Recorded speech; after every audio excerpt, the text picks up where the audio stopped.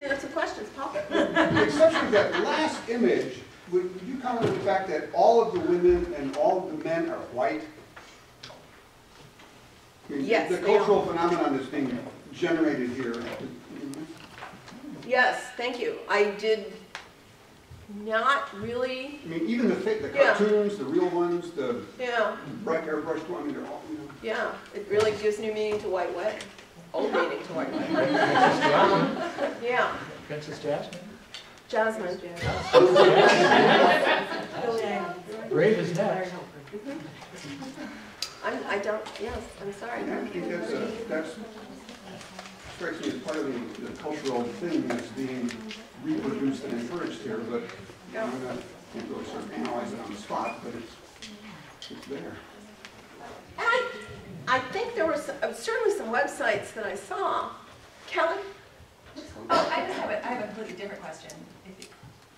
I don't want to. No, please, yeah, ask. I'm sorry. Well, my question was, your statistics from the CDC about marriage rates, I was wondering how this mapped onto wedding rates, because I think marriage and wedding are two completely different things, and lots of couples, like gay couples, have weddings, but can't legally get married, so marriage rates don't reflect that. And then a lot of people get married without having a wedding, you know, just run to... That was annual, yeah. This was annual marriage, like certificate, marriage certificates in a year, per year. It's interesting that the wedding industry is completely separable from actually getting married. Yes. And I don't know if there's any costs involved in the wedding industry with getting married. Did that come up in your research at all? Like fees for the people officiating the wedding, fees for that's all in licenses, this registration. Yeah. But minimal, very small numbers. Sleep a lifestyle, that's good. I look better in the dark. The differentiation between marriage and weddings is huge.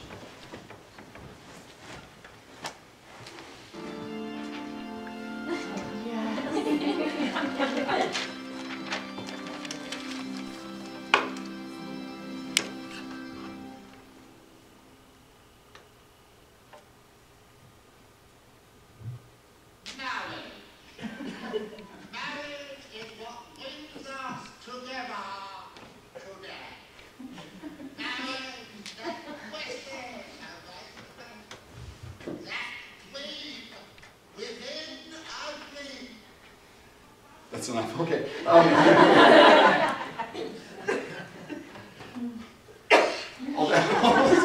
that said, we aren't going to be talking. I think that was cute. We aren't going to be talking about marriage today. For the most part, we're talking about weddings, which of course is the ideal that leads to weddings. It's not a particularly academic presentation, but hopefully it's a little like taking a sip of water out of an open fire hydrant. So hopefully there'll be something there worth drinking. I want to talk about traditions and theology, focusing initially primarily on traditions.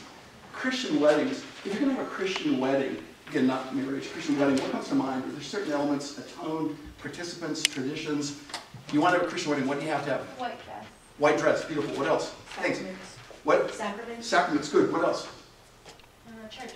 Church, good, yes. For some people it's a church. Other people might say it's not important. Exactly, but what else for you or for people you know? Music. A pastor. Music, what? A pastor. Pastor, I thought you said passion, yeah. We'll get to that later on.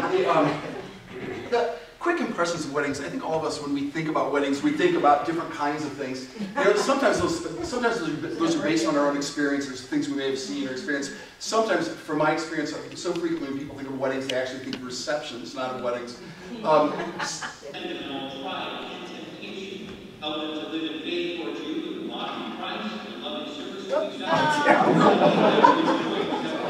Sometimes when you think of weddings, you simply think of the formality that's associated with them. Sometimes when we think of weddings, we think of impressions that have been formed in our mind from popular culture, from media, from movies. You know, all these things shape how we understand, and they create certain expectations. Wedding gifts. You know, when you think of a wedding, the first thing you may think of is what kind of wedding gifts is it? Yeah, it is from The Onion. I did like the traditional Navajo nuptial frying pan. When I was growing up, there was one thing that characterized weddings. It was these mints, and I haven't seen them in years. But anyway, those mints were the things. But there's of course another food that's going to characterize weddings, and that's the cake. Yeah, and you see some pretty traditional cakes. But no, one couple who had Cinnabons for their wedding cake. The reality is now Cinnabons are sold by Burger King, and it kind of cheapens the whole thing. But probably the worst, some of you have seen this before, this real typical wedding cake. Again, the whole notion of slice, I love that face, But then she gets the chance. I mean, again, but you know, I would love to know. Well, I'd love to know the backstory of this because it's pretty horrific in so many ways. You know, some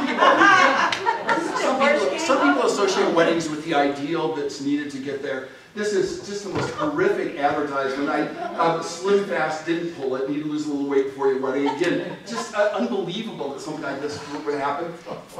For many of us, we associate dresses with Billy Idol. We associate dresses with white dresses, white wedding. In part because white, in part, sometimes I think there's a mental clique, not an appropriate clique, but it's a mental clique that associates white with purity. And I think there are all sorts of white wedding dresses, and I love this.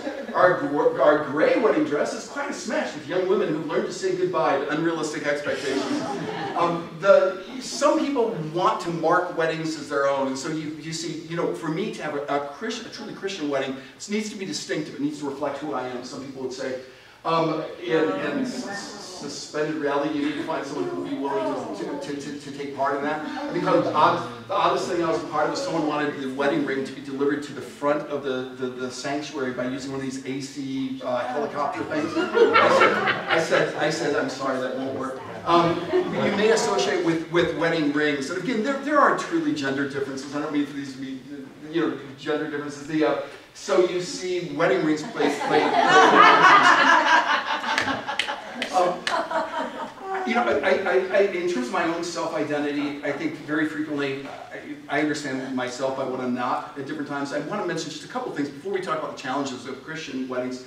Muslim Jewish weddings versus Christian weddings, some superficial differences, and these are only superficial. So Muslim weddings are characterized by a couple of things. So for instance, in a Muslim ceremony, the bride's wali can act on her behalf. She does not need to be present, whereas in a Christian ceremony, both bride and groom must be present to be married.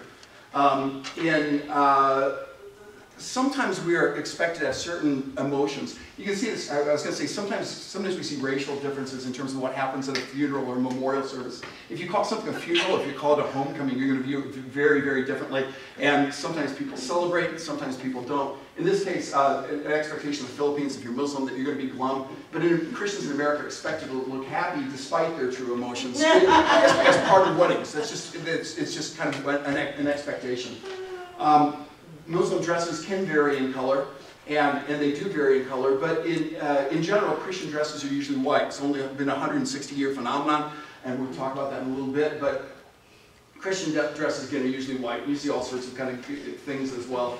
Muslims do not exchange rings during the ceremony, but can afterwards. Christians, usually during the ceremony. All that stuff is kind of superficial. Jewish weddings. There's some things that I think my guess is that many of you might associate immediately with Jewish weddings, and they might be visual images. One might be the chuppah, which symbolizes the fragility of marriage. You stand under it, and it's a pretty fragile structure. And then the breaking of the glass, which traditionally refers to, some of you have heard me say this in a different context before, traditionally refers to the destruction of the temple. So even in the middle of this great ceremony, even in the middle of this beautiful ceremony, we are reminded that we cannot fully celebrate because part of our life is gone. The temple has been destroyed. That's what it means, but in reality, when it happens, sometimes it isn't always seen kind of that reverentially, necessarily.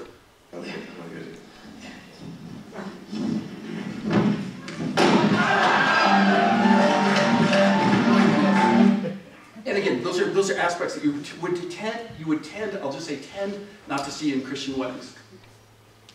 4 difficulties in discussing Christian weddings. Well, 5.